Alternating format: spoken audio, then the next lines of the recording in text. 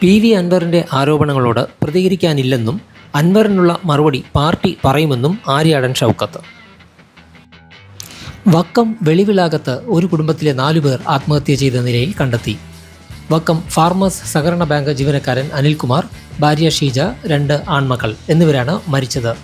ഇന്നു രാവിലെ നാട്ടുകാരാണ് കടയ്ക്കാവൂർ പോലീസിൽ വിവരം അറിയിച്ചത്.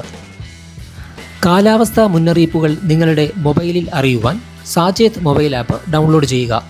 ആപ്പ് ഡൗൺലോഡ് ചെയ്യുന്നതിന് ഈ ചിത്രത്തിൽ കാണുന്ന QR കോഡ് സ്കാൻ ചെയ്യാവുന്നതാണ്.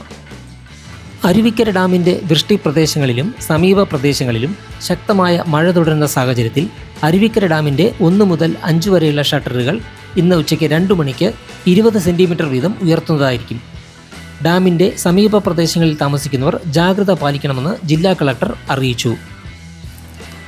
കോട്ടയം ജില്ലയിലെ മീനച്ചിൽ, കോഴിക്കോട് ജില്ലയിലെ കോരപ്പുഴ, പത്തനംതിട്ട ജില്ലയിലെ അച്ചൻകോവിൽ, മണിമല എന്നീ നദികളിൽ ഓറഞ്ചും, തിരുവനന്തപുരം ജില്ലയിലെ വാമനപുരം, കണ്ണൂർ ജില്ലയിലെ പെരുമ്പ, മലപ്പുറം ജില്ലയിലെ ഭാരതപ്പുഴ, കാസർഗോഡ് ജില്ലയിലെ ഉപ്പള, വയനാട് ജില്ലയിലെ കബനി എന്നീ നദികളിൽ മഞ്ഞ അലർട്ടും നിലനിൽക്കുന്നതിനാൽ നദിയുടെ കരയിലുള്ളവർ ജാഗ്രത പാലിക്കണമെന്ന് അതാത് ജില്ലാ കളക്ടർമാർ പറഞ്ഞു.